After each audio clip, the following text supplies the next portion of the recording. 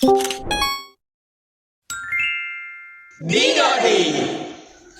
Halo Sobat Semantri, selamat datang di podcast Didodi. Di sini saya Awaludin dan rekan saya Aurel yang bakal nemenin kalian pada podcast kali ini.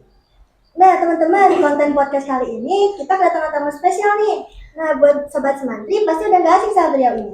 Bener banget nih, beliau ini adalah guru bahasa Indonesia yang kalau di kelas pembawaannya ceria banget. Oke, langsung saja. Narasumber kita kali ini adalah Ibu Nani Susanti.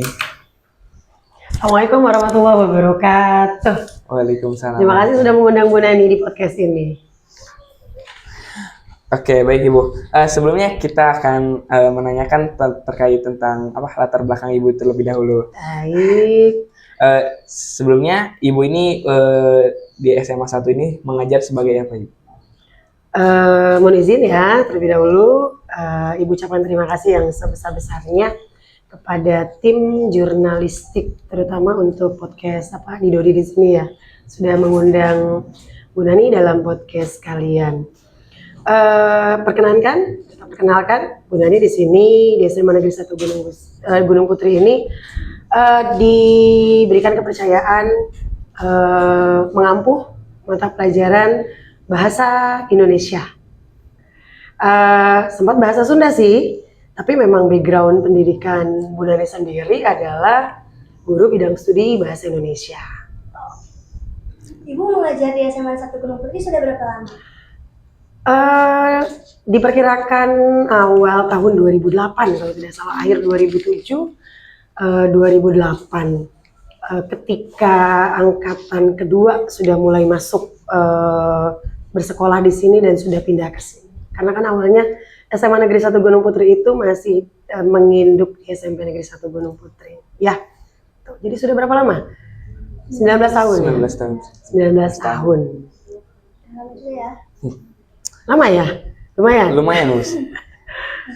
Oh iya, sedikit fun fact ya guys ya.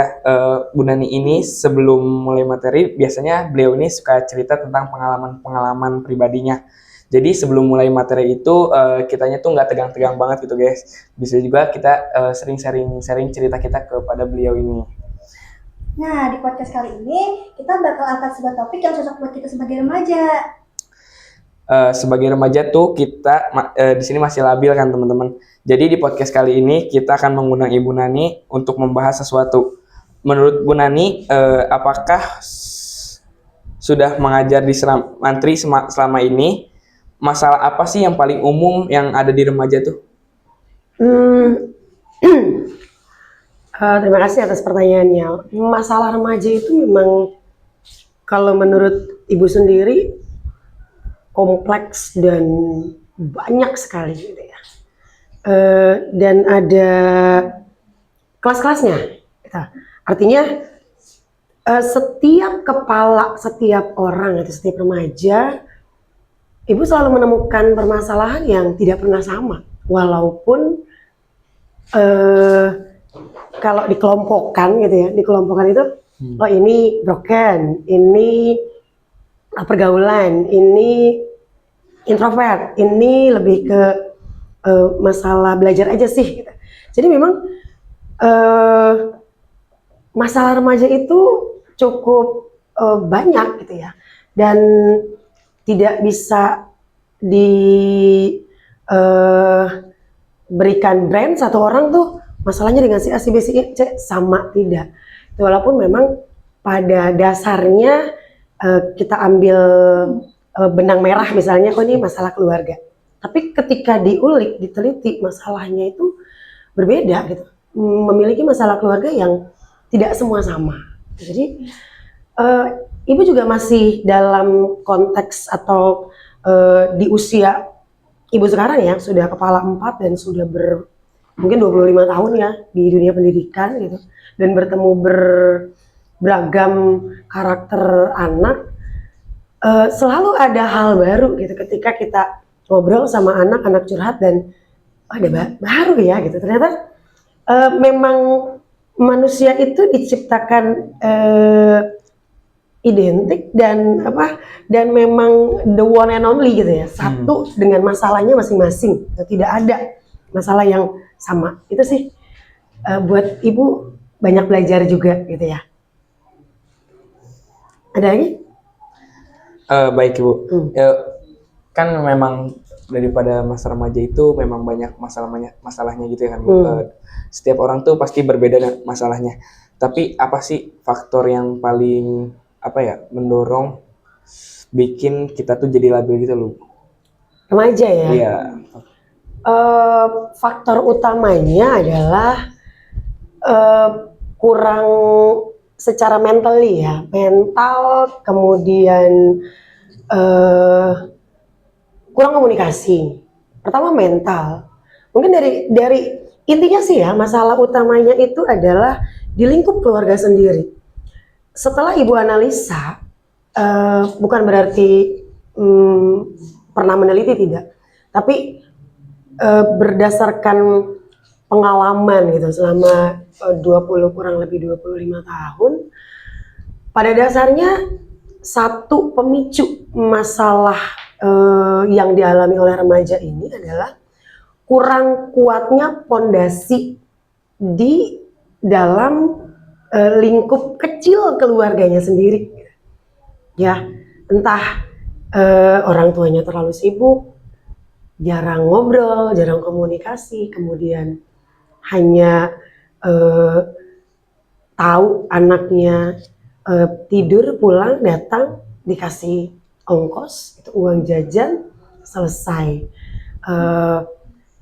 Ya mungkin ada beberapa orang tuh yang punya pemikiran, kan yang penting kamu tuh terpenuhi segala kebutuhan sehari-hari kamu.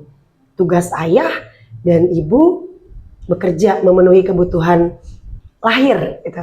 Sementara ada yang orang tua lupa bahwasannya ada hal yang harus dibangun gitu. Dari orang tua, pastinya orang tua pun harus belajar dari pengalamannya gitu. Pengalaman mereka ketika kecil. Itu sih faktor utamanya dari keluarga ya. Kan keluarga itu agama, kan? Kebutuhan lahiriahnya, batinnya. Baru setelah itu lingkungan. Lingkungan itu sebetulnya pendukung kesekian gitu. Faktor utamanya di rumah sendiri. Kalau dari rumahnya si anak ini sudah happy, senang gitu, ibunya menyiapkan sarapan, jangan mengingatkan untuk selalu berdoa, hati-hati di jalan, ada bonding gitu, bonding antara orang tua, siapapun, mau ibu mau ayah, ya ayahnya sibuk ibunya sibuk ayahnya. Itu faktor utama ya. Faktor pendukung-pendukung lainnya pun banyak sebetulnya, apalagi memang sekarang kan IT, AI, teknologi gitu sudah banyak ya. Oke Ibu, jadi dari banyaknya anak yang Ibu kenal, boleh nggak sih Ibu ceritain salah satu remaja yang Ibu Nani kenal, yang pernah mengalami masalah umum dalam remaja dan Ibu Nani ikut serta dalam masalahnya? Banyak ya, kalau harus ibu ingat satu persatu. Awal ya, ibu juga ketika awal mula mengajar gitu ya di dunia pendidikan atau terjun di dunia pendidikan, dengan segala kekakuan yang ibu punya gitu, anak nakal harus ini, anak ini harus begini, nyontek harus harus diberi punishment apa. Ternyata seiring pengalaman gitu ya, tahun demi tahun ibu mengalami mengajar dan terjun langsung, FYI aja nih, ibu kan sempat ya FYI atau fun fact-nya, memang ibu tuh pernah mengajar di SD, SMP, MTS, SMK, SMKK gitu, dan SMA negeri terakhir memang di sini. Dari banyaknya permasalahan ya, cara kami guru menyikapinya pun memang harus tidak menyamaratakan gitu loh. Pernah ibu menghukum dengan kekerasan, dan ada satu hal gitu, anak-anak ini nih pernah satu kejadian ya, mungkin tidak di sini tapi di SMP gitu, salah satu SMP. Dan itu masih ibu merasa itu dosa terbesar ibu karena sudah menghalangi anak ini untuk mengenyam pendidikannya gitu loh, sampai tinggi mungkin. Tapi memang fakta di lapangan tuh sudah ibu berusaha gitu ya dengan semaksimal mungkin. Pernah ada satu anak, mohon maaf, dia dari keluarga pemulung gitu ya, dengan kondisi orang tua yang cacat fisik. Di sekolah nakalnya luar biasa. Kita belum tahu tuh awalnya, anak ini tuh kelihatan kalem, murung gitu, banyak masalah. Ketika ibu coba dekati, ya, akhirnya, oh ternyata memang sebetulnya si anak ini nih punya banyak sekali, mulai dari kurang percaya diri, gitu, rasa kurang percaya diri, merasa Tuhan itu tidak adil, gitu, memberikan takdir kepada dia. Mau beli baju seragam aja susah. Tuh. Sampai sekarang pun ibu masih, karena ibu dengan partner dulu ya, berdua kita home visit kemana keliling gitu ya, dengan keluarganya kita pelajari orang Wana Herang sana ya, sebelah sana. Tapi mohon maaf tidak ibu sebutkan namanya. Tidak. Gitu. Entah sekarang ingat atau tidak dengan Bu Nani. Akhirnya kita coba analisis, tanya ke tetangganya, ke lingkungannya, ternyata memang anak ini tuh introvert karena kondisi keluarga, bukan karena akhirnya dia merasa malu gitu. Dia tidak kekurangan, tapi orang tuanya banyak sekali kekurangan, dan akhirnya imbas itu ke anaknya. Setelah dianalisa, iya memang ayahnya sering bilang, ya bapak begini, kamu jangan ini. Akhirnya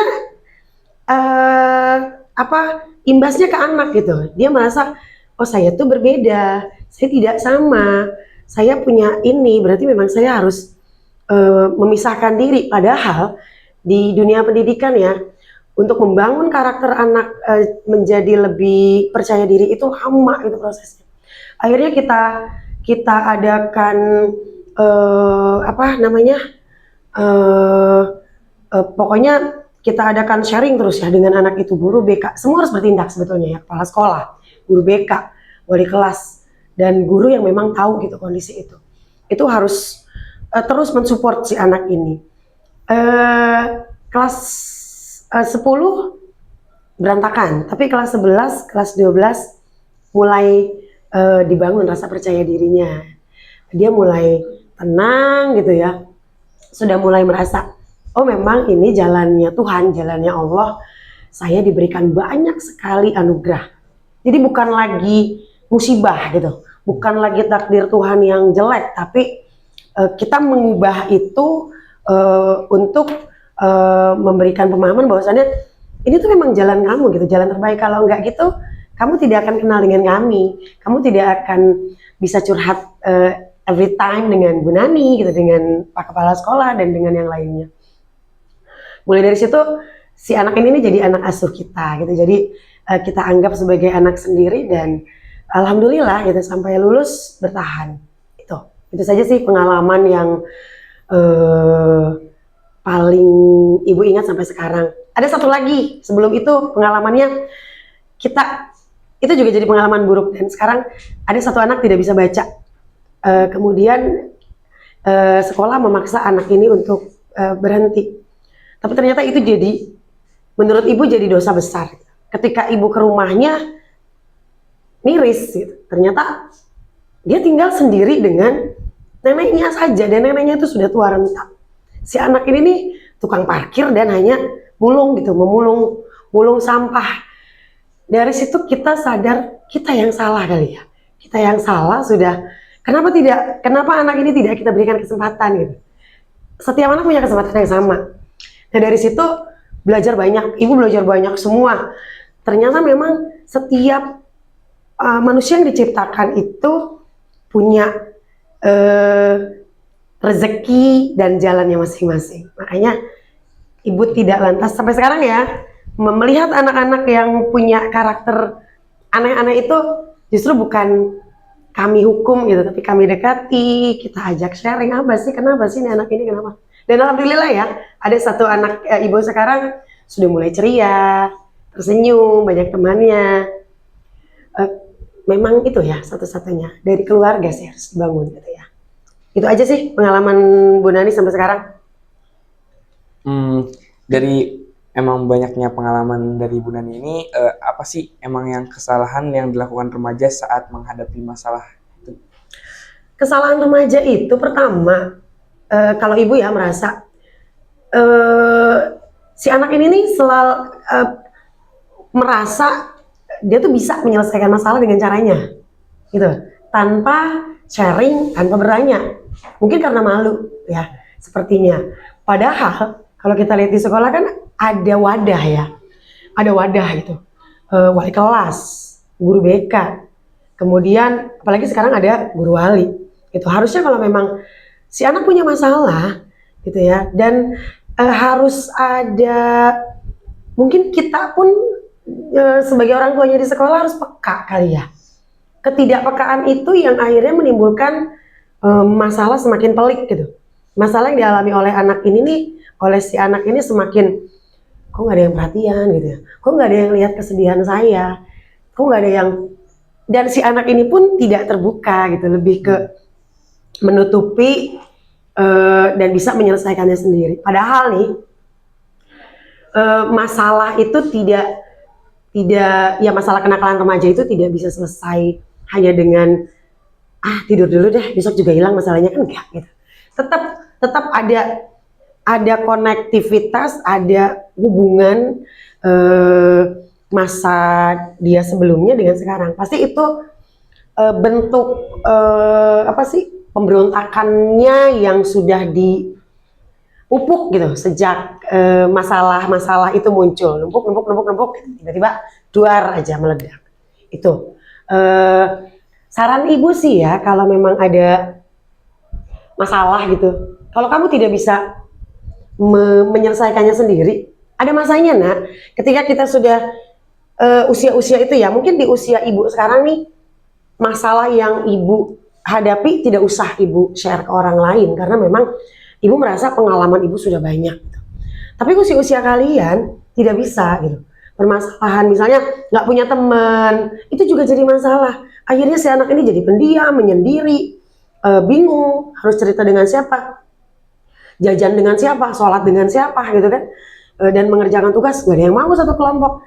Nah itu hal-hal seperti itu yang harus kalian, bukan karena kalian mohon maaf ya, kadang kan anak merasa saya orang gak punya, saya kurang menarik, saya tidak cantik, saya tidak tampan. Bukan itu ya, survei membuktikan ya, ibu selama ibu mengajar banyak anak, bukan karena itu teman-teman kamu tidak respect gitu, tapi karena ketidak mau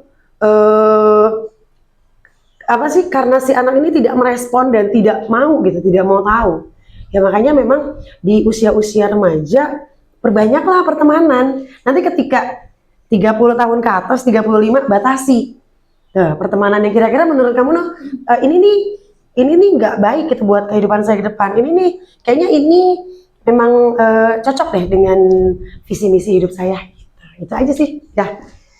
Ya memang apa namanya, apakah kalau misalnya anak-anak yang jarang apa namanya bercerita tentang masalah-masalah di rumah itu tuh memang apakah sebaiknya dipendam saja atau harus diluapkan?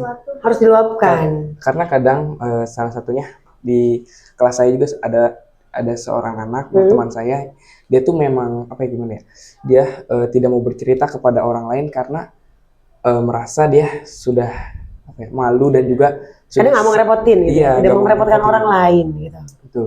Dan juga dia sudah apa ya, karena mungkin disebut kecanduan, mungkin kecanduan game gitu loh Bu. Jadi dia lebih senang dengan HP-nya tersebut dibandingkan untuk bercerita dengan orang lain, atau mungkin bahkan dalam kegiatan belajar pun dia kurang aktif dalam bertanya kah atau berdiskusi dengan teman-temannya.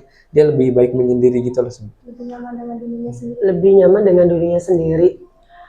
Pasti ada faktor gitu. Awalnya pasti ada faktor-faktor yang memang membawa anak ini punya dunianya sendiri dan tidak mau. Pertama, mungkin karena teman dulu gitu ya. Dulu temannya pernah ada membuka aib gitu kali ya. Pernah ada, mungkin itu faktor utamanya. Nah, gimana caranya gitu? Bagaimana caranya? Tetap Kita yang peduli, ya kalau ibu lihat sih memang sekarang ya di zaman serba IT gitu, AI dan games ya, yang memang di zaman serba bebas, mau kapan saja, anytime, anywhere, sampai tidak ada waktu tidur. Memang kadang anak merasa lebih nyaman dengan gamesnya. Nah, untuk gamesnya sendiri, apa punya teman gitu gamesnya itu? Artinya dia tetap berkomunikasi langsung dengan teman yang ada di games itu atau sendiri aja? Kalau yang dari teman saya itu dia sering mainnya tuh memang sendiri gitu loh Bu. Jadi ya udah Teman di dalam- teman fiktif gitu, temannya teman fiktif temannya teman fiktif di dunia maya. Di dunia maya. Ya kalau keyakinan ibu sih ya, menurut keyakinan Bu Nani, ala-ala Panji ya, menurut keyakinan Bu Nani, pasti si anak ini sudah mengalami pengalaman, melewati pengalaman-pengalaman yang dianggap ngapain gue cerita sama temen dia, yang ada nanti dibongkar gitu, yang ada nanti jadi bulan-bulanan, yang ada nanti jadi makanya selain permasalahannya di anak si anak gamers ini, ya, kamu pun sebagai teman yang care gitu ya, sebagai pihak yang ingin menyelamatkan teman kita dari kenakalan remaja yang memang khawatir nanti jatuhnya ke psikis gitu ya, ke mentalnya gitu, mentalnya terganggu. Kita tahu kan ya sampai ada yang dijeruji besi karena terini handphone gitu, game ya, khawatir kan seperti itu. Dimulai dari kalau memang si anak ini tetap tertutup gitu ya, tidak mau membuka komunikasi dengan teman-teman di kelas, ya kalian sendiri yang coba pahami sehari gitu ya, analisa nih, kira-kira dia apa sih, ajak jajan dulu deh, yuk kita jajan, sholat yuk gitu, ajak sholat, baru ngobrol aja, ngobrol santai yang tidak terlalu pengen tahu terlalu dalam gitu dengan kehidupan privasinya gitu, pribadinya. Kamu ajak ngobrol dulu ya, ke mata pelajaran kayak misalnya guru yang dia senangi, kenapa kamu gak senang sama bapak ini, kenapa kok kamu kalau belajar ini tuh begini, kenapa begini gitu. Tapi analisa dulu, kira-kira memang apa sudah ada gangguan gitu ya di kejiwaannya, atau memang semata-mata dia termasuk ke dalam anak yang ansos, artinya gak mau tahu, gue udah banyak kecewa sama manusia gitu, ya udah gue sama games aja deh, sama gamer aja deh, sama games aja gue percayanya, gue udah terlalu kecewa sama manusia, ya udah gue hubungannya sama yang di atas dan sama ini aja, handphone misalnya. Orang tua juga kecewa. Nah, selami gitu ya, hal-hal yang memang, terus hobinya apa, sukanya apa. Nah kalau memang kamu care, kamu betul-betul ingin menyelamatkan, niat kita ingin menyelamatkan ya, bukan ingin divalidasi gitu, ingin menyelamatkan si anak ini, ya pelan-pelan gitu, pelan-pelan kamu ajak ngobrol, kamu cari tahu keluarganya, tapi dengan tidak memperlihatkan seperti orang kepo gitu ya, kalau dalam bahasa sekarang kan tidak seperti itu. Kamu cari tahu, itu intinya, baru kamu selami. Ibu rasa sudah mulai ini ya, sudah mulai mencair gitu ya. Kalau memang kamu sudah salah, berarti kalau kamu harus sambil bercanda, dia nggak suka bercanda, salah gitu. Pahami apa yang dia mau, ajak sholat, ajak jajan, jangan ketugas dulu. Nah kalau tidak ada teman kelompok, ya udah rekrut aja gitu. Coba deh, pengen tahu nih sekali kerja bareng sama anak ini gimana ya, bisa nggak nih, nyambung nggak nih. Selagi masih, buat ibu ya, anak itu selagi masih bisa baca, bisa membaca, menulis,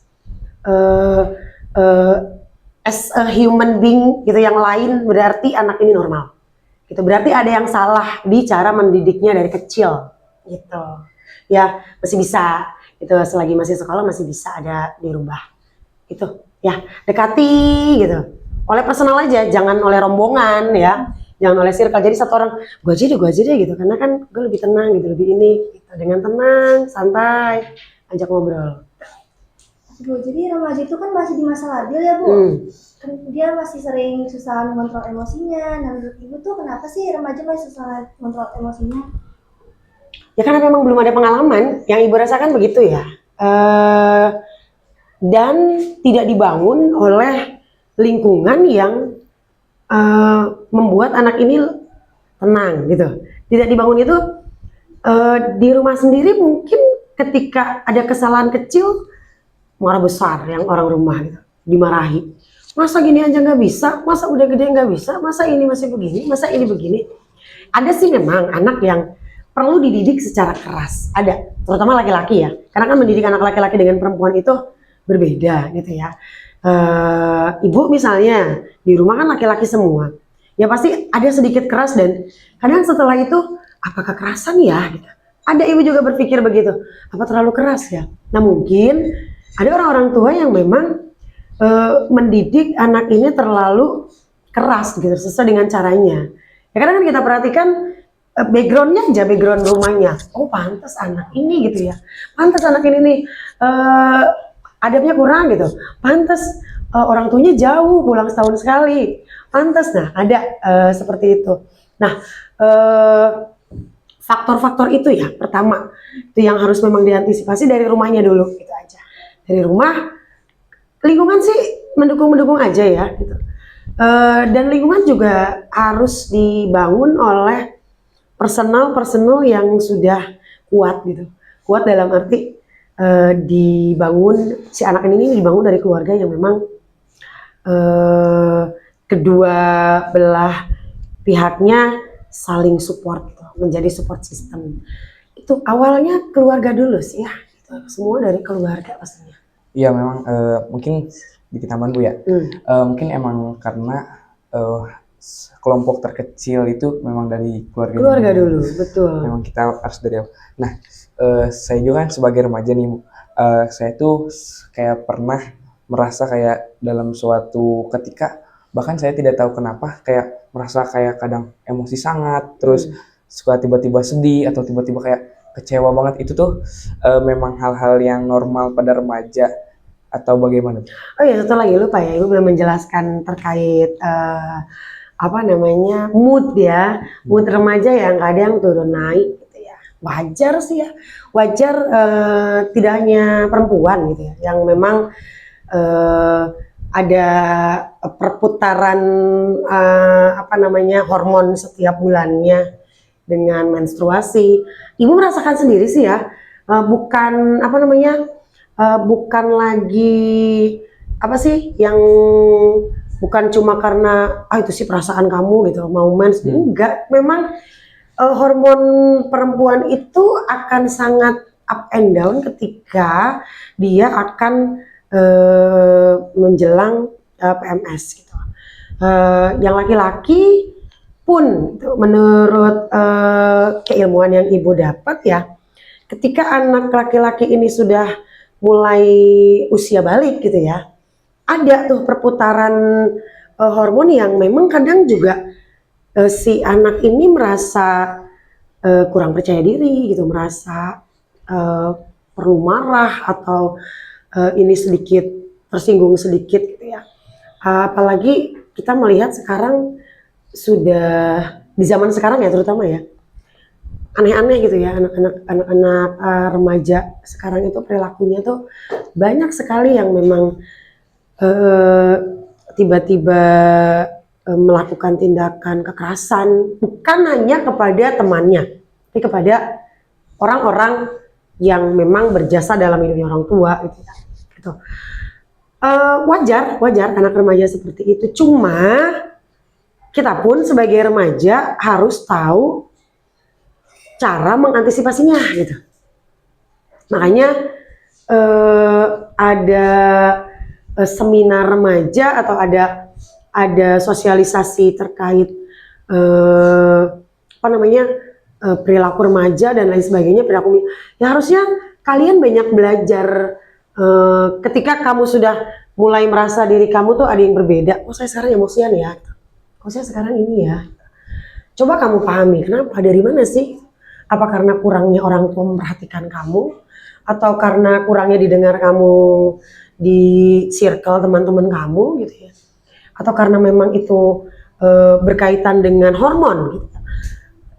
Kalian yang harus memahami karena kalian sendiri yang tahu gitu kapan kalian, kalau ibu sih begitu ya, ibu sih melihat kalau dari ini tuh kayaknya saya sudah mulai mual nih, pegel badan ini, oh berarti nih jangan bikin keributan gitu, jangan pernah mendekati hal-hal yang mengarah pada memicu emosi saya gitu. Saya abaikan aja. Afirmasi dalam diri sendiri, abaikan aja.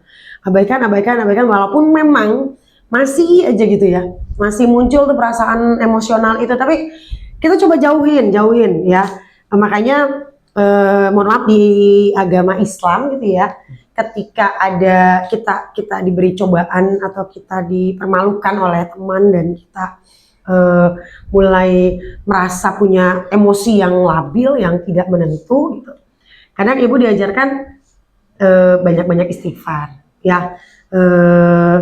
Istighfar itu bisa menurunkan emosi walaupun tidak full gitu ya. Kalau istighfar sudah tidak bisa, ya sholawat gitu. Ibu sering ya, jangankan kalian deh yang masih remaja, kami yang sudah tua gitu ya, yang sudah 42 tahun pun kok masalah nggak habis-habis gitu ya. Ada momen dimana kita dibenturkan dengan berbagai macam, seperti pukul sana, pukul sini, pukul depan, pukul belakang gitu. Ada momennya, nanti kamu akan merasakan itu. Dan kalau bukan kita sendiri yang melawan, kita sendiri yang mempertahankan kita gitu, diri kita sendiri, mau berpegang pada siapa gitu selain pada Tuhan kita gitu. Ya itu satu-satunya solusinya gitu. Berdoa, banyak-banyak istighfar, dan baca buku-buku yang memotivasi, bukan yang sedih-sedihan gitu ya. Di mana di TikTok ada sedih-sedihan gitu, makin sedih ya. Baca yang menginspirasi dan memotivasi, itu aja ya. Kalau memang suka nonton kartun, baca komik, antisipasi sakit yang kamu rasakan ya bisa.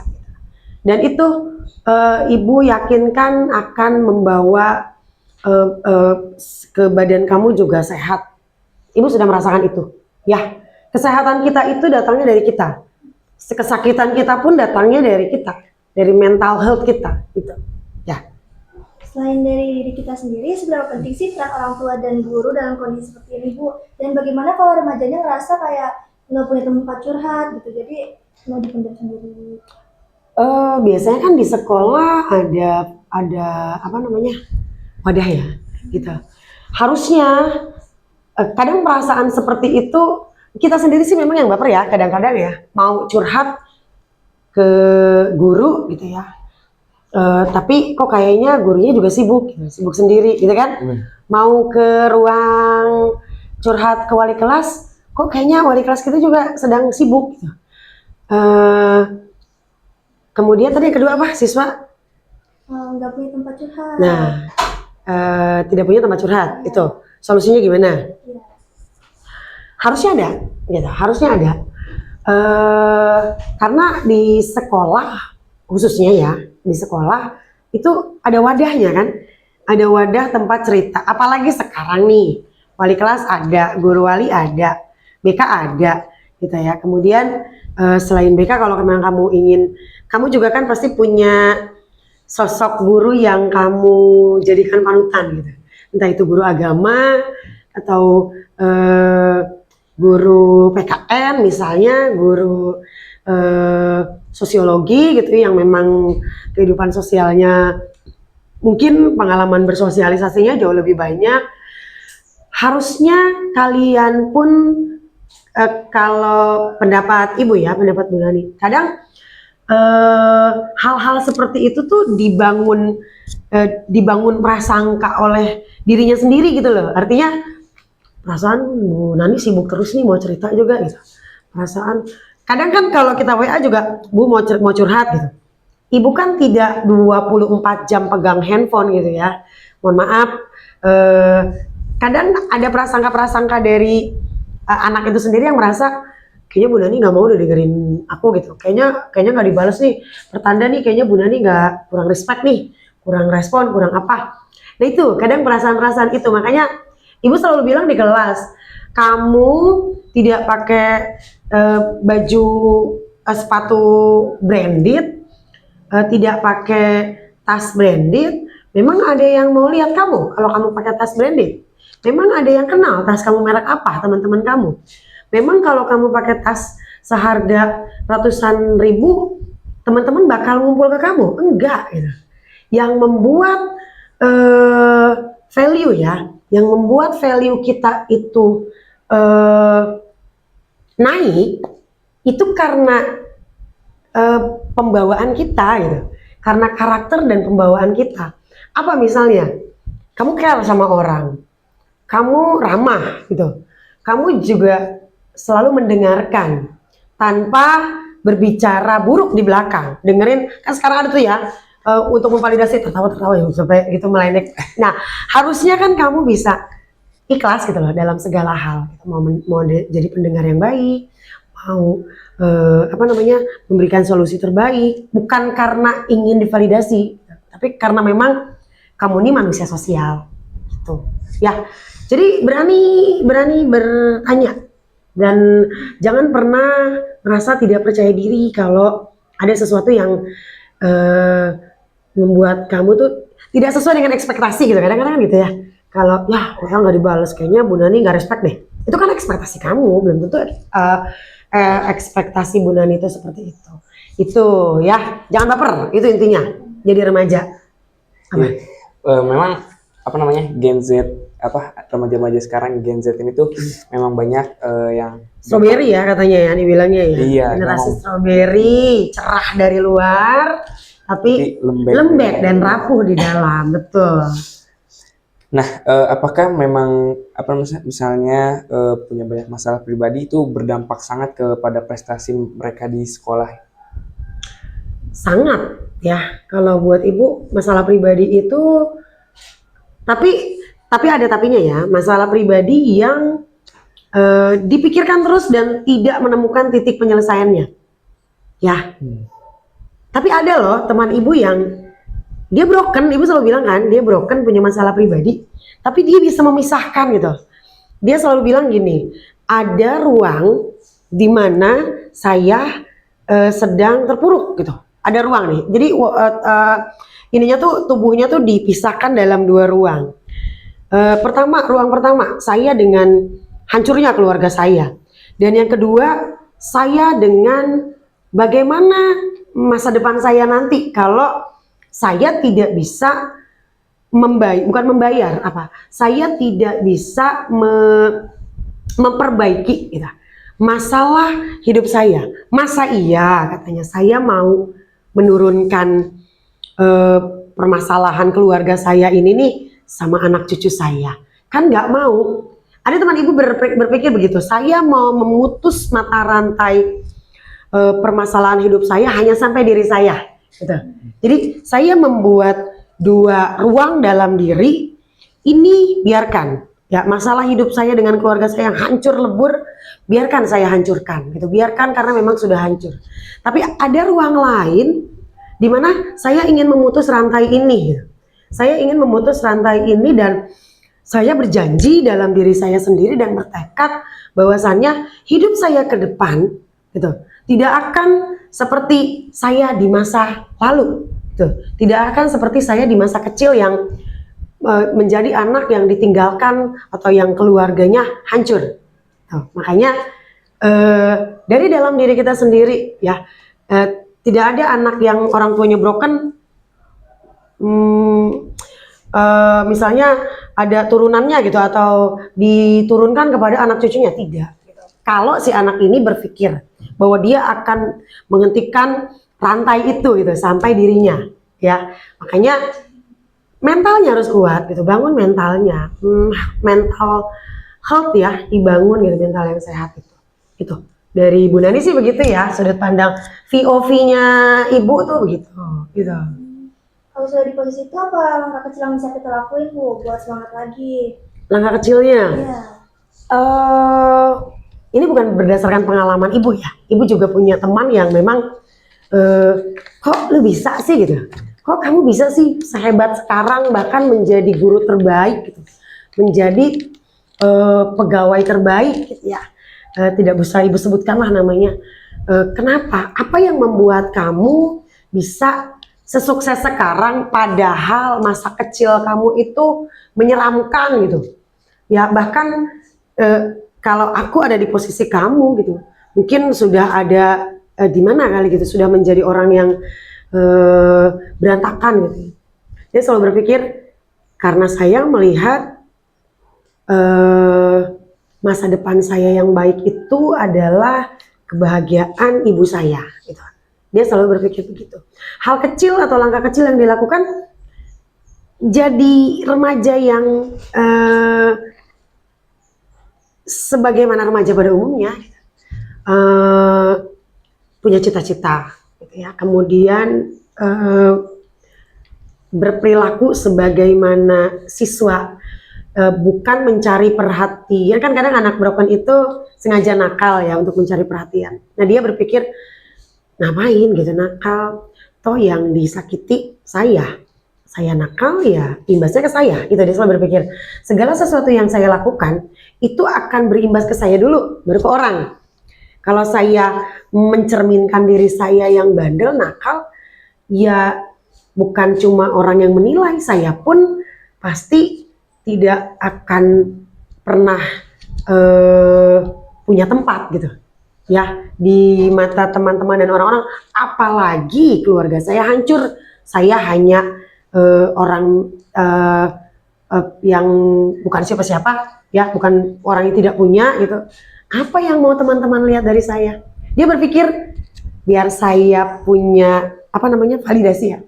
Bagus sih kalau menurut ibu validasi seperti itu, artinya dia berpikir agar saya divalidasi orang, berarti saya harus memperbaiki diri saya. Biar teman-teman juga melihat gitu. Saya tuh ada dan saya walaupun saya bukan orang kaya gitu, tapi saya ada loh dengan menjadi orang yang ceria, tidak murung. Padahal nggak tahu keluarganya berantakan. Dan itu terbukti ternyata dari niat itu di SMP jadi siswa terbaik peringkat 1, 2 terus. Di SMA, sekolah di SMA negeri terfavorit gitu. Padahal ibunya hanya penjual nasi keliling.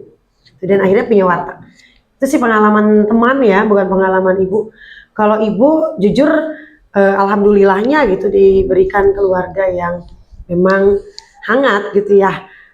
Tapi justru itu menjadikan ibu jauh bersyukur ketika kenal dengan orang ini gitu. Artinya nggak seberapa cobaan hidup saya itu. Makanya sekarang kalau ada masalah, berbagai macam masalah datang itu, saya tuh nggak seberapa. Masalah saya tuh nggak seberapa dibandingkan dengan orang-orang yang pernah saya temui, ya dengan apa namanya ditinggal kedua orang tuanya kemana. Karena ibu cukup lama di yayasan gitu, kenal banyak orang yang oh ternyata memang masalah mereka tuh tidak sama, gitu. Dan cara menyelesaikan masalahnya pun berbeda, gitu. Ya, itu intinya. Oke, baik Ibu. Mungkin sekarang kita sudah ada di penghujung acara ya Ibu. Sudah 30 menit ya? Kita sudah sekitar 30 menitan. Mungkin sebelum kita penutupan, apakah Ibu memiliki pesan khusus untuk para sobat semantri ini? Pesan buat para remaja. Remaja itu memang complicated ya. Ibu juga pernah remaja dan mengalami masa-masa remaja yang luar biasa. Nakalnya Bu Nani, baiknya Bu Nani itu sudah pernah Ibu alami di masa remaja. Cuma kalau memang boleh Ibu kembali ke masa remaja Ibu dulu ya, gitu ya. Pesan buat Bu Nani di masa remaja dulu, saya atau Bu Nani itu, kamu tuh gitu Nan, kamu tuh terlalu banyak menyia-nyiakan waktu gitu. Padahal banyak sekali kesempatan di depan sana buat kamu. Maka sekecil apapun waktu yang luang, harusnya kamu bisa manfaatkan gitu. Jadi buat masa muda ibu aja sih dulu ya, buat ibu sendiri di masa muda dan anak-anak di masa sekarang, boleh main games, boleh, tapi ada waktunya gitu. kami nih, ya memang kalian tuh pasti belum merasakan. Kalau percuma ibu bilang sampai berbusa gitu ya, bicara sana sini gitu ya. Cuma kalau ibu boleh kembali ke masa lalu, boleh apa sih yang ingin ibu ulang gitu di masa muda gitu ya, di masa muda, di masa remaja. Jangan pernah menyia-nyiakan waktu luang gitu, jangan pernah menyia-nyiakan waktu kalian dengan hal-hal yang tidak bermanfaat gitu. Karena nyesalnya sekarang. Kamu tahu penyesalan ibu banyak sekali gitu di usia sekarang. Walaupun kamu lihat kayaknya Bu Nani biasa aja deh gitu. Fine-fine aja, tenang-tenang aja. Tapi sebetulnya banyak sekali masa-masa yang hilang gitu. Di masa remaja ibu yang harusnya bisa ibu isi dengan hal-hal yang lebih bermanfaat gitu. Mungkin kalau lebih bermanfaat bisa jadi pejabat kali Bu Nani. Tapi nggak ketemu kalian ya, gitu ya. Udah jadi guru aja deh, ya. Dan tidak tinggal di Bojongnangka, gitu kan ya. Itu jadi itu aja sih, nak. Banyak banget kesempatan yang harusnya bisa ibu ambil gitu dulu, bisa ibu take gitu ya. Tapi ibu sia-siakan hanya karena main dulu masih muda, ini dulu masih seneng gitu ya. Jalan-jalan dulu kemana dulu gitu. Padahal harusnya balance, harusnya seimbang. Itu aja sih. Buat kalian-kalian juga, itu pengalaman Bu Nani. Terserah kalian mau ambil di sisi mananya. Intinya jangan pernah menyia-nyiakan kesempatan atau waktu yang ada gitu hanya untuk hal-hal yang tidak bermanfaat. Itu aja. Dan jangan lupa berdoa. Itu ya maksudnya tadi Ibu bilang ya. Doa, karena memang usaha tanpa doa itu apa kalau di Islam bilangnya? Doa tanpa usaha. Masih ingat apa? Usaha tanpa doa sia-sia. Ya, doa tanpa usaha apa? Pokoknya ada ya. Lupa Ibu juga nih di sini. Ya. Pokoknya jangan sampai itu ya. Artinya yuk lakukan hal bermanfaat seperti sekarang nih. Kan bisa menyalurkan hobi gitu ya. Siapa tahu nanti jadi pembawa berita handal. Amin. Ya. Ya, didukung dengan doa pastinya ya. Jangan lupa doanya. Yang muslim ya kewajiban 5 waktunya, yang non muslim doa-doa di